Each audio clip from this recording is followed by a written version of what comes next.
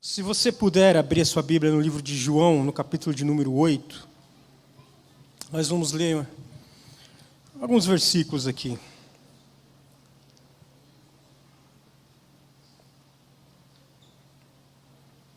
O título da mensagem hoje é O Preço da Verdade. Eu tenho uma impressão que desde que a gente caiu lá no Jardim do Éden, por uma mentira, diga-se de passagem, havia uma verdade estabelecida que dizia o seguinte: se você comer do fruto proibido, você vai morrer. A serpente chega e diz: não, você não vai morrer, pelo contrário, você ainda vai virar Deus, você vai virar mais um dos deuses aí. A gente conhece o resto da história.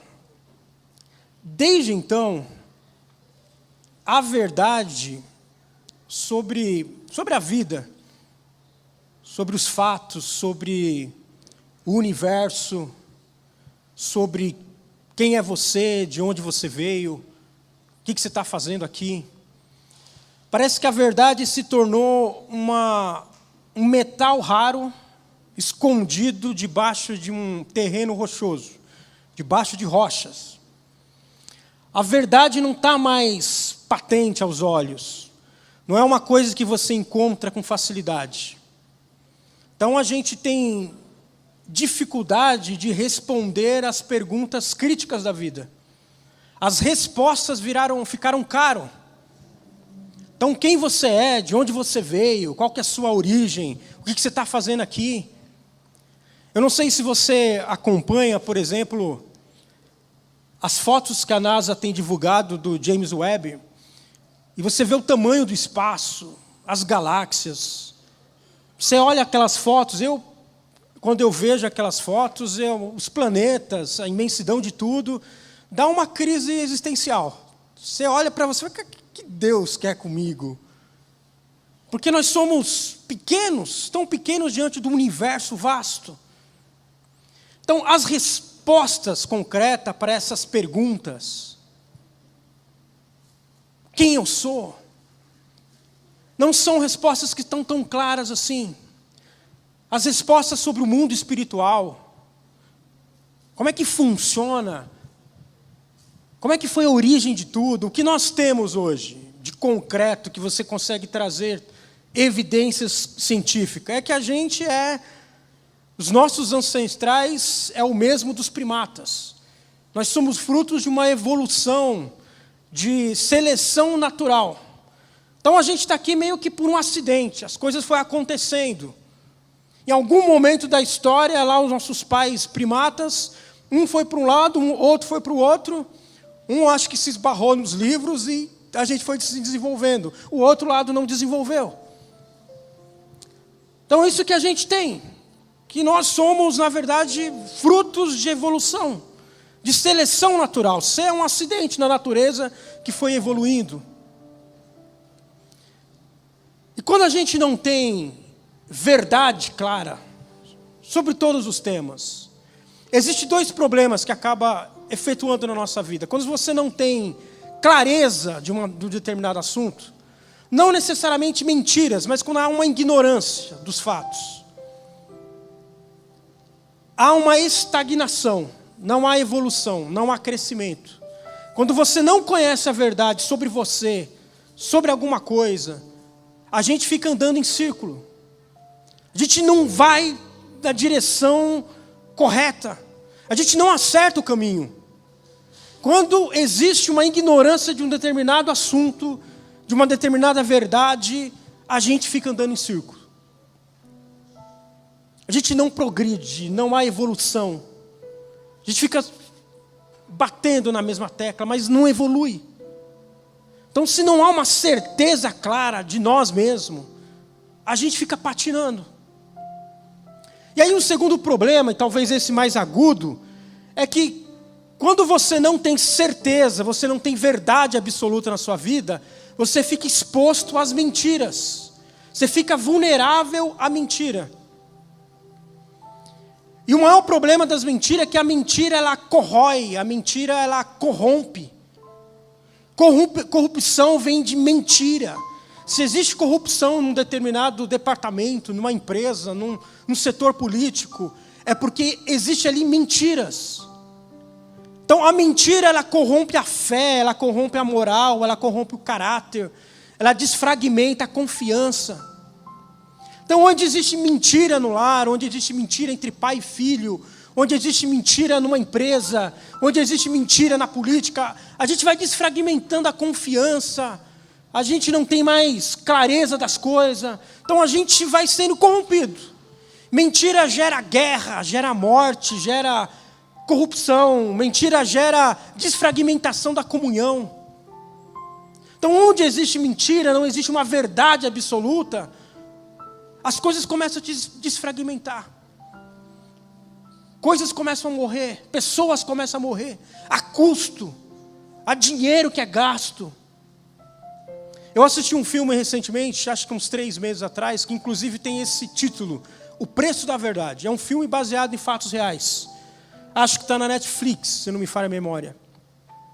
E é um filme com o Mark Ruffalo, que é aquele autor que atualmente tem feito o papel do Hulk nos filmes da Marvel. Nesse filme ele faz o papel de um advogado. Ele não se transforma em Hulk, ele vira um advogado.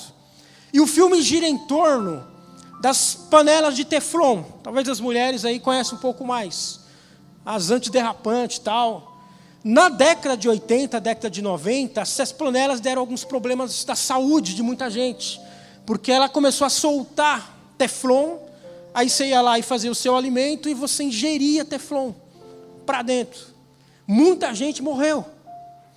Mas o filme ele gira um pouco em torno disso, ele gira em torno da matéria-prima do Teflon, produtos químicos que foram descartados em um rio de uma cidade, e as pessoas começaram a morrer. Os gados daquele local começaram a morrer. Até que um fazendeiro levanta a mão e procura a justiça e fala, cara, tem alguma coisa errada. Os meus gados estão adoecendo e morrendo, as crianças começam a aparecer com os dentes pretos. E aí entra esse cara.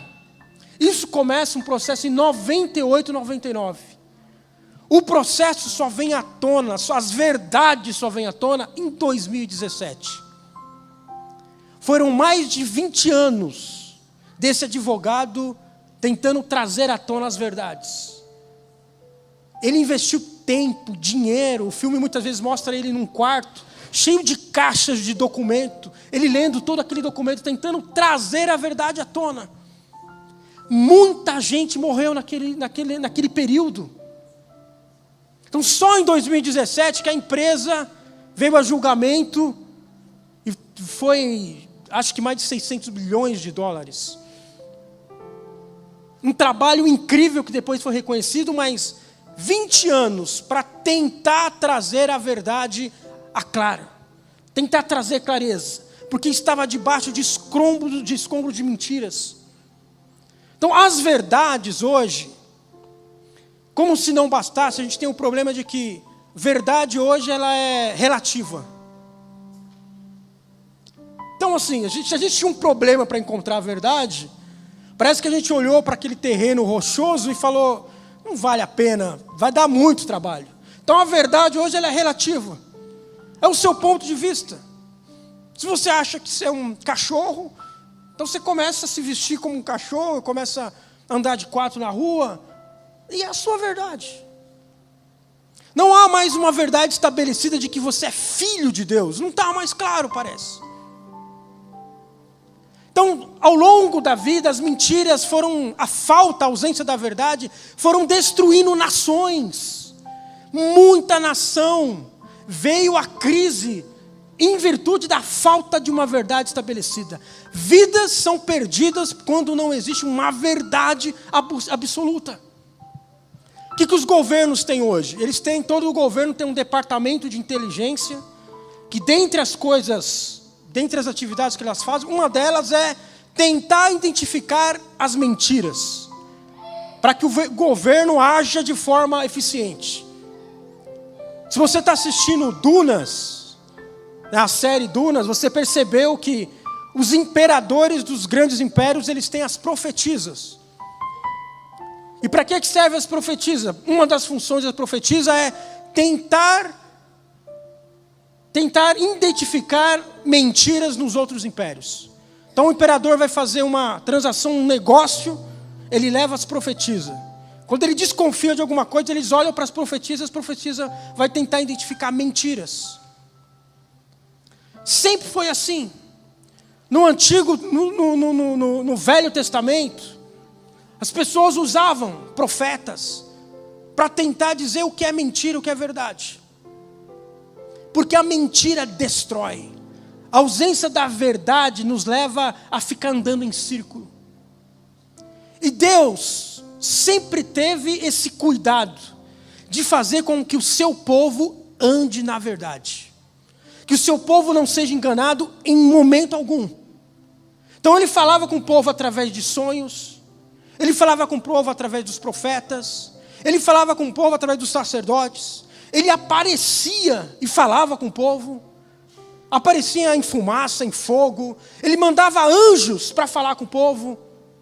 Ele usou mula para falar com o povo, para direcionar, não é por aqui o caminho. Ele inventou um negócio chamado colete sacerdotal. Que os sacerdotes usavam e tinha duas pedras, Urim e Turim. E quando a pessoa tinha dúvida de alguma coisa, ele pega lá os coletes sacerdotal e a gente vai perguntar para Deus. E Deus falava, dava a direção do caminho, para quê? Para a gente não ficar na escuridão. Sempre foi assim, Deus tentando levar o seu povo pelo caminho da verdade. Ele manda uma carta para um povo, quando Israel foi destruído pelos babilônicos, e eles levaram cerca de 15 mil pessoas cativas para a Babilônia. Deus usa Jeremias e fala assim, escreve uma carta para esse povo que vai morar lá na Babilônia.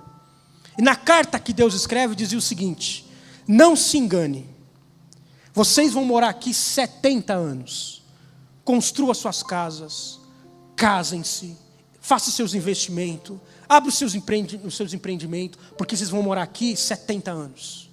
E na carta ele diz assim, vai aparecer profetas, dizendo, hoje é o ano da vitória. Esse ano Deus vai dar a conquista. Esse ano Deus está abrindo a porta. Deus fala, não acredite nos profetas. Vocês vão ficar aqui 70 anos. É uma carta para o povo direcionar o caminho. Deus está dizendo, construa a casa. Esse agora é o seu país. E faça investimento, case-se, dê as filhas em casamento, construa a família, porque esse é o lugar que vocês vão viver pelos próximos 70 anos. E vai surgir um monte de gente dizendo, quando Deus fecha as portas é porque Ele abre uma janela. Deus está dizendo, não filho, eu fechei a porta, não tem janela, está tudo fechado e vai ficar 70 anos fechado. Não se engane. Deus sempre tentou nos avisar qual o caminho você deve tomar. Para nós, nos chegou o Evangelho de Jesus. Para nós nos chegou Jesus Cristo.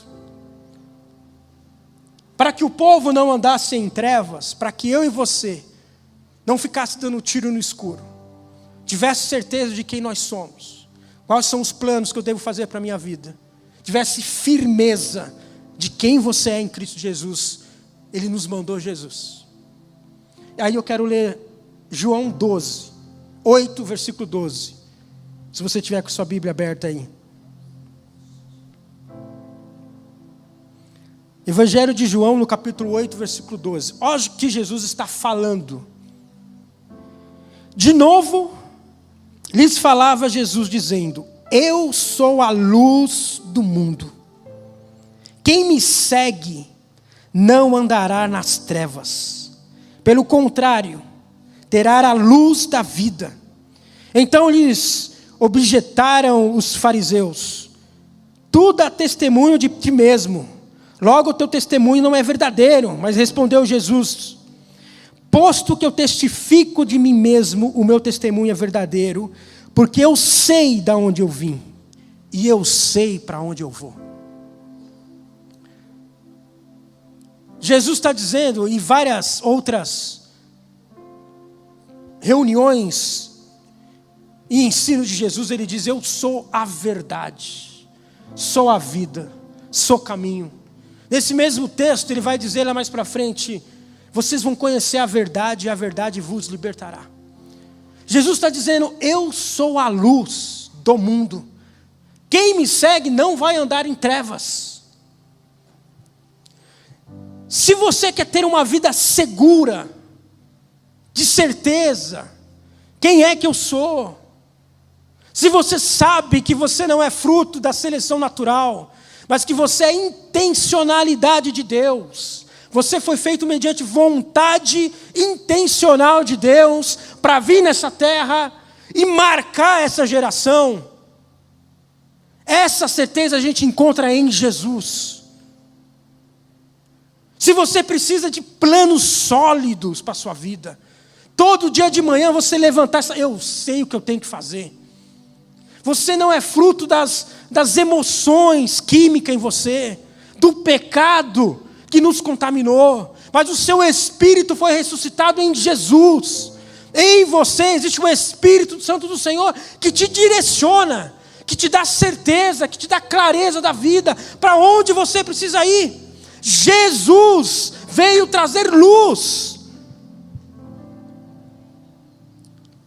Então a gente às vezes tem dificuldade pelo histórico, pela família de onde nós viemos, pelos traumas da vida. A vida não fica clara, as perguntas se tornam extremamente caras, as respostas das perguntas críticas da vida se tornam caras. Mas Jesus nos aparece e diz assim: eu sou luz do mundo, eu quero te dar clareza de vida, certeza de quem você é, certeza dos planos que você precisa fazer. Deus não quer que a gente ande em trevas, na escuridão. Não sei o que faço da minha vida, não sei que profissão seguir, não sei para onde ir, onde eu vou morar. Há uma certeza da nossa vida na terra, de que passos a gente precisa dar mediante Jesus. Deus nunca quis que o seu povo andasse em trevas, nunca. Esse ano, no início do ano, eu senti muito forte no meu coração de ler a Bíblia inteira, de Gênesis a Apocalipse, dessa forma assim, sem... Eu fiz isso quando eu tinha 15 anos de idade. Não faz tanto tempo assim então, né? Foi um pouco antes ali da pandemia. Mas ler a Bíblia dessa forma, com 43 anos, com boleto para pagar, com esposa, com filhos. Irmãos, tem sido uma jornada, uma experiência que eu não tenho palavras. Peças em mim que estavam deslocadas começaram a encontrar os seus encaixes.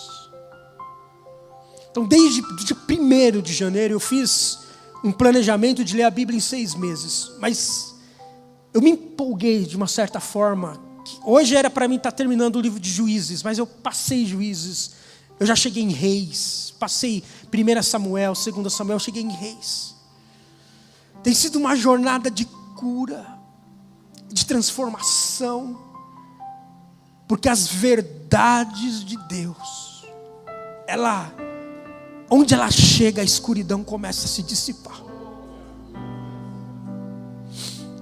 E eu queria te dizer para você ler a sua Bíblia.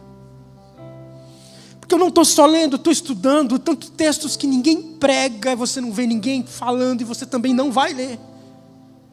Mas verdades que vai na sua alma. E tem sido um período de tanta cura na minha vida. E eu encontrei, porque eu estudando e procurando outras fontes, eu encontrei um monte de testemunho. Muita gente dizendo que foi curada da depressão lendo a Bíblia. Muita gente, eu me assustei, irmã Tânia. As pessoas dizendo: eu fui curado da depressão lendo as Escrituras.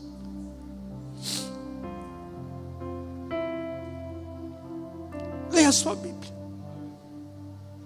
Textos incríveis. Textos que não me tiraram o sono.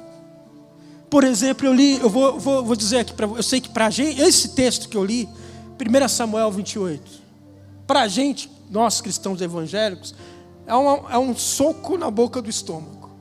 Porque tá lá, eu vou dizer aqui para você, o que está lá você lê, é só para você te instigar a ler a Bíblia. Saul, ele olha os filisteus se levanta para guerrear contra Israel, Saul é o rei, e ele se assusta, fica com medo. Só que Deus já havia tirado o reino de Saul e dado a Davi. Então Deus não falava mais com Saul. E todos os reis, quando ia para a guerra, ele pegava o colete sacerdotal e falava: Senhor, eu posso ir para a guerra. E ele pega o colete sacerdotal e Deus não fala com ele. Ele vai nos profetas, os profetas não falam com ele. Ele procura nos sonhos, os sonhos não falam com ele. E aí ele diz o seguinte: eu vou atrás de um místico aí, de uma pessoa que fala com os espíritos. E ele vai na casa dessa pessoa para falar, sabe com quem? Com o espírito de Samuel. Porque Samuel é aquele mesmo lá do início que Deus chamou Samuel. Samuel, eis-me aqui quando criança. Samuel cresceu, se tornou um sacerdote, um dos homens mais respeitados de Israel. Então ele consultava, ele dava direção. Então foi ele que trouxe a unção para Saul. Foi ele também que levou a unção para Davi. Só que quando chega aqui, Samuel já havia morrido. Não tinha mais como falar com Samuel. Saul vai na casa dessa mulher. E o termo que eles usam é assim: faça subir o espírito de Saul. Dá a intenção que sobe do chão o espírito. Está lá no texto, tá? Quem aparece? O espírito de Samuel. Mel, o que você está? Está lá. Eu estou falando para você ler. O espírito de Samuel aparece e diz assim: por que você está me perturbando, cara? Ele diz essas palavras: por que você vem me perturbar aqui? E aí Saul diz para ele: Deus não está falando comigo. E ele diz: eu já falei para você, Deus tomou o teu reino. Deus não fala contigo porque o seu reino pertence a Davi, não pertence mais a você. E outra, você vai para a guerra e vai morrer você e os seus filhos. Saul cai no chão. Isso é no capítulo 28. No capítulo 31, olha lá. O Senhor entregará você e o povo de Israel nas mãos dos filisteus. E amanhã, você e os seus filhos estarão comigo. É o espírito deles. Chocante. No capítulo 31 acontece exatamente isso. Saul e os seus filhos morrem. Eu nunca tinha ouvido ninguém pregar sobre isso. Saul falando com o espírito de Samuel. Não estou dizendo nada, afirmando aqui, tá? Leia a sua Bíblia. Porque Deus não nos quer que a gente ande em escuridão. E uma dessas coisas que mais falou comigo nesse período de leitura é que Deus é santo, irmãos. Nosso Deus é santo. Isso está nítido em todos os textos. Nosso Deus é santo. Nosso Deus é santo. Ele requer de nós que o seu povo seja santo. A coisa mais incrível que nos aconteceu foi a vinda de Jesus. Porque sem Jesus, irmãos, a santidade de Deus nos consome. A gente some do mapa. E para que o seu povo não entrasse em trevas, Deus falou assim para o povo, quando Ele dá um mandamento para Moisés, Ele falou assim: diga para o povo que ele pegue as minhas verdades e coloque em braceletes, coloque no pulso, dizendo o seguinte: para que as obras das suas mãos, o seu trabalho, seja um trabalho que produza verdade. No mundo de mentira, que as suas mãos produzam verdades. Então coloque um bracelete para não esquecer das minhas verdades. Coloque uma faixa na testa dos meus mandamentos, para que o seu pensamento, as suas intenções, sejam intenções influenciadas pelas verdades. Nada de mentira. Coloque nos umbrais da porta para que você lembre-se de que a sua casa pertence ao Senhor. Coloque. A minha esposa, a Thaisa, ela costuma colocar versículos pela casa, para a gente não esquecer. Então ela colocou no quarto da Maria Júlia: filha, obedeça aos seus pais, pois é justo. É uma verdade. Efésios 6:1. Nós estamos esquecendo das verdades. Honre o seu pai e a sua mãe. É um princípio, é uma verdade neste mundo. Mas as mentiras, a ausência da verdade, tem trazido mentira e traumas para dentro dos nossos lares. Os pais que não falam com os filhos que não falam com pais, dores, mágoas, morte.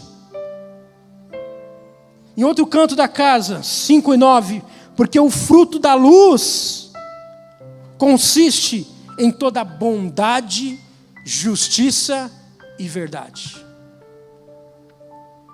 Então, para a gente terminar, eu queria lembrar de você de algumas verdades bíblicas, para que você não ande em trevas. Verdade para você colocar no volante do seu carro, na direção. João 16:13. Mas quando vier aquele Espírito de verdade, Ele vos guiará em toda a verdade, porque não falará de si mesmo, mas dirá tudo o que tiver ouvido, e vos anunciará o que há de vir. Verdade para te dar direção. O Espírito do Senhor fala com você. No Antigo Testamento eles tinham o colete sacerdotal. Nós temos o Espírito de Deus, que te fala, que te avisa, que diz para você: não vai por aqui, que diz para você: faça isso, ore mais, leia a palavra. Não seja duro com a voz do Espírito, porque Ele está trazendo clareza. É uma verdade sobre a sua vida, para você não andar na escuridão. Deus fala conosco, e às vezes a gente somos ignorantes. Como Deus falou aqui, usando o André, o pastor Marcos, Deus quer trazer liberdade. Eu estava em um culto aqui no MAP há muito tempo atrás, nem congregava no MAP, mas eu vim visitar o MAP, eu estava desse lado aqui, ó. Deus usou o pastor Marcos aqui, estava ministrando o louvor. O pastor Marcos se virou, me lembro como se fosse hoje, ele se virou aqui e disse assim: não entre em negócios que Deus não está. Aquilo foi para mim, porque naquela semana eu estava fazendo a compra de um terreno, e Deus estava usando o pastor Marcos: não entre em negócios que Deus não está. Eu sei que foi para mim, e eu não ouvi aquela voz, eu não dei crédito, eu perdi dinheiro, eu perdi o terreno, mas Deus está nos avisando. Deus fala contigo, meu irmão. Deus usa profetas, Deus usa o pastor, Deus usa os irmãos. Deus fala contigo em sonho. É uma verdade na sua vida. Ele não quer que você ande no escuro. Ele fala com você. Eu vou enviar o meu Espírito, e Ele vai guiar em toda a verdade, e Ele vai anunciar coisas que há de vir, que não está no Google, que não está na inteligência artificial, que não está nos telejornais. Tem coisa para acontecer na sua vida que ninguém sabe. Está para vir. O Espírito Santo te avisa, te livra o caminho, te diz: não vem por aqui, porque aqui tem brecha, aqui tem laços, mas vai por aqui, filho. Eu não quero que você ande em trevas. Ande com clareza, com a mente limpa. Eu sei, eu estou indo por aqui porque o Espírito do Senhor me guia. Ele vai te guiar. Outra verdade para o seu lar, para colocar no umbrais lá, os homens colocar no portão da casa. Salmo 128:3. A sua mulher será como a videira frutífera em sua casa. Seus filhos serão como brotos de oliveira ao redor da sua mesa. Assim será abençoado o homem que teme ao Senhor. Amém? É uma verdade do Senhor para nossas vidas. É uma verdade para os nossos filhos. Nosso lar é uma bênção em nome de Jesus, porque tememos ao Senhor, e as bênçãos vai e nos persegue e nos alcança. É isso que Deus diz quando você cumprir os meus mandamentos, guardar a minha palavra, as minhas bênçãos vão correr atrás de você e o alcançarão. Não deixe o diabo dizer ao contrário, dizer as mentiras ao contrário, mas você fala assim: as palavras que está no portão da minha casa diz o seguinte, que este lar aqui é abençoado, a minha esposa é abençoada, os meus filhos são uma bênção, meu Deus do céu, cheio de dom, de talento, de saúde, de ministério, e o Espírito Santo está na vida deles, são homens e mulheres de Deus, e é essa a verdade que nós devemos andar, é nela. Nossos filhos, os filhos são a herança do Senhor, é para colocar lá na porta do quarto do seu filho.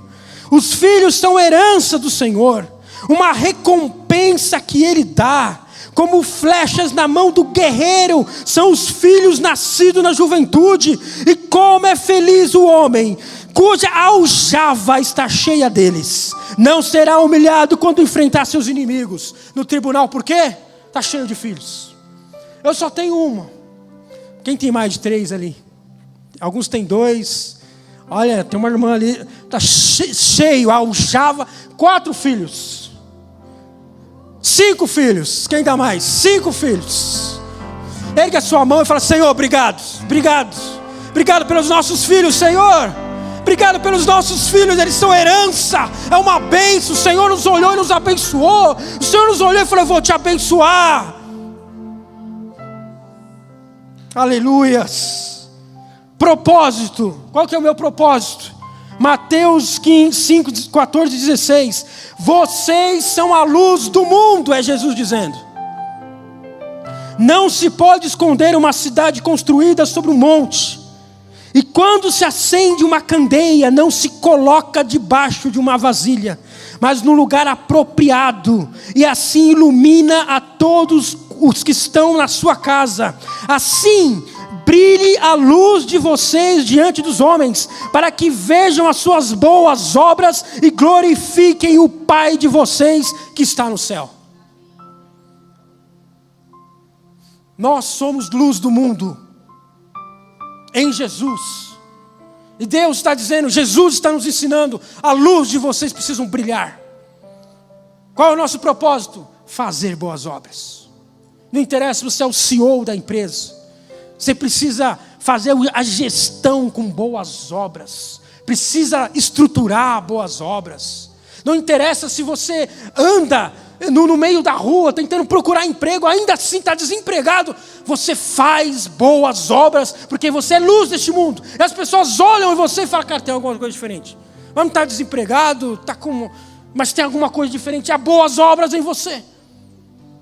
E esse é o maior propósito de nós, de Deus para nossas vidas. Para a gente terminar, tem outras aqui, ó. Provérbios: consagre ao Senhor tudo que você faz, e os seus planos serão bem-sucedidos. Você acredita nisso? Consagre ao Senhor tudo que você faz, para os seus negócios. Consagre ao Senhor. Irmãos, o que essas pessoas consagravam no Velho Testamento? Era boi para tudo quanto é lado. Eu fiz um cálculo, estudando, que naquela época, só para você fazer os cultos, aqueles normalzinho, básico, cada família no dia de hoje teria que dar por ano cerca de 70 mil reais. Investido nos cultos, comprando cordeiro, fazendo bolo. Era o custo obrigatório, o básico. Tudo que eles faziam, eles andavam um passo. Nossa, o Senhor nos abençoe. Vamos fazer um culto aqui. Vamos fazer um altar aqui ao nosso Deus. Outra bênção ali, vamos fazer pega essas pedras aí, junta tudo. Vamos oferecer ao Senhor, porque é Ele que tem nos dado vitória. Às vezes a gente vê que é uma mente, que o Evangelho trouxe uma consciência mais profunda, mas por outro lado, havia um temor assim. Por último, um colar para você colocar no seu pescoço, para você não esquecer e as pessoas olharem e falar: mas que colar bonito. Portanto, agora, já não há condenações para aqueles que estão em Cristo Jesus. Porque por meio de Cristo Jesus, a lei do Espírito da vida me libertou da lei do pecado e da morte. É o pecado que nos levou para a escuridão. É a força do pecado que nos leva para a falta de clareza. Mas não há mais condenação para nós.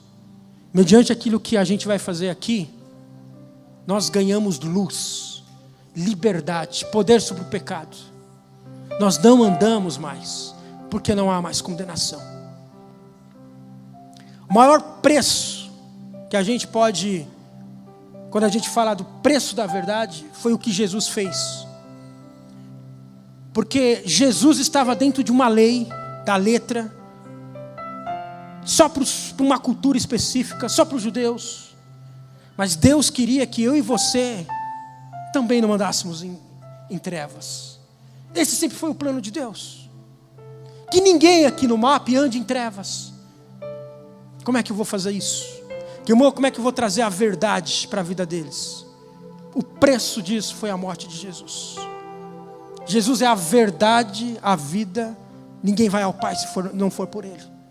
E Ele foi estendido, pendurado no madeiro para que todo mundo visse. E todo mundo tivesse acesso à verdade. O preço da verdade é a morte de Jesus. Jesus morreu para que eu e você não andássemos em trevas. Para que eu e você tivéssemos certeza de quem nós somos. Para que você olhasse para dentro de você e dissesse essas verdades para você. Foi Jesus quem disse. O Espírito de Deus fala ao nosso espírito e nos confirma que nós somos filhos de Deus. Diga para você as verdades bíblicas. Não deixe as mentiras deste mundo, o sofisma, a ignorância apagar, te escurecer. Mas sabe, faça o seu plano. Vai construir um plano de vida, vai construir um plano para 2025. Construa com base nas verdades de Deus sobre a sua vida. Porque se a verdade estava tão caro assim, numa rocha, Jesus foi lá e pagou o preço. E trouxe esse metal tão nobre para dentro de nós. Então que não te falte isso, não te falte luz do Evangelho, não te falte luz da palavra do Senhor. Estão dizendo que a Bíblia é um livro que parece que precisa ser atualizado, porque ela não responde mais as perguntas para a modernidade. Que a Bíblia ou não contém a palavra de Deus, ela contém, não tem, não é. Faça o seguinte, tira você pega a Bíblia e comece a ler. E você vai ver se esse livro não vai transformar a sua vida. Essas verdades que estão expostas a elas ali não vão dar direção para a sua vida. Porque eu tenho encontrado respostas que eu tenho procurado em muitos livros. Vários outros livros que eu tenho lido procurando respostas para mim. Mas nessas leituras, nesses pequenos livros que eu li, estou louco para chegar em Jesus. Estou louco. Não estou nem lendo aqui o Novo Testamento, porque eu quero fazer essa linha de tempo que eu estou construindo na cabeça. Mas eu quero chegar em Jesus. Porque quando você entende o Velho Testamento, Jesus fica muito maior. Não esqueça de que um preço muito grande que Jesus pagou para que eu e você fôssemos livres, tivéssemos clareza da nossa vida. Não há condenação, o diabo não pode jogar na sua cara os seus pecados, porque Cristo pagou os nossos pecados, os nossos erros. Nos deu nele força para vencer a força do pecado. Não tem nada neste mundo, irmãos, possível de combater esse pecado em nós. Que o apóstolo Paulo fala, eu quero fazer o bem, mas a lei do pecado, a força do pecado em mim, não me permite. Então uma vez eu quero fazer, mas eu não faço. Bem que eu quero, eu não consigo. Mas graças a Deus, pelo nosso Senhor Jesus Cristo, pelo seu Filho, que Ele resolveu o problema, na raiz do problema. Que você encontre as verdades de Deus na sua vida. Em nome de Jesus. O maior preço da verdade que a gente possa pagar foi Jesus. E é porque Ele morreu que a gente tem acesso a tanta informação hoje. Nós temos acesso à palavra do Senhor. Então, o livro é grande, mas quando você vê as transformações que Ele vai fazer na sua vida, você vai ler outras vezes. Eu já estou programando para ler a Bíblia inteira, na Bíblia, a mensagem. E eu vou fazer pela graça do Senhor. Pela graça do Senhor. Alguns dizem que já teve alguns homens que leram 200 vezes a Bíblia. É uma vergonha, né? Eu vou ler pela segunda vez, é uma vergonha. Mas tem sido suficiente para transformar a minha vida. Não deixe as verdades de Deus, não esqueça dela. Coloque nos seus braços, coloque na testa, coloque um colar, coloque no chapéu, coloque nos umbrais da porta, em nome de Jesus. Amém? Coloque-se de pé, por favor. O Senhor falou aqui hoje, durante os louvores, e falou muito sobre libertação. Jesus disse isso: conhecereis a verdade e a verdade vos libertará. Se o Filho vos libertar, verdadeiramente sereis livres. Te agradecemos, Senhor. Te agradecemos por tamanha luz que veio sobre nós. Não nos deixe, Pai, nenhum irmão aqui, ninguém aqui, Senhor, ouvindo essa palavra, andar em trevas mais. Nos guie, Senhor. Guia-nos. Talvez o caminho está tão escuro. Talvez porque a gente tem um ente querido internado. As contas estão atrasadas. Há uma dor no peito por causa dos pecados. Um divórcio, Senhor, escureceu o caminho. Guia-nos, Senhor. Guia-nos, Espírito Santo. Às vezes a gente não sabe o que fazer. Somos pequenos. E às vezes a gente não sabe que direção tomar. Mas guia-nos, Senhor. Guia-nos pelas veredas que deveremos andar, Senhor. Guia-nos, Pai. Guia esta mulher, Senhor, que está em casa, faltando coisas, Pai. Ora, baixo.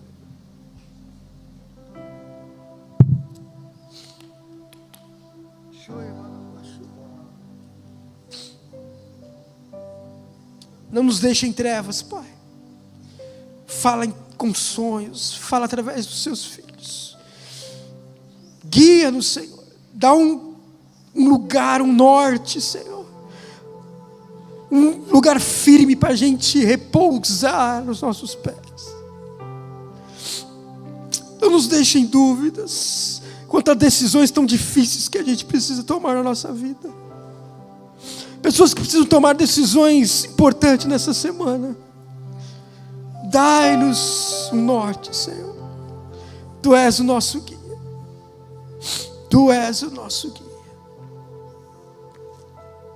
Em nome de Jesus.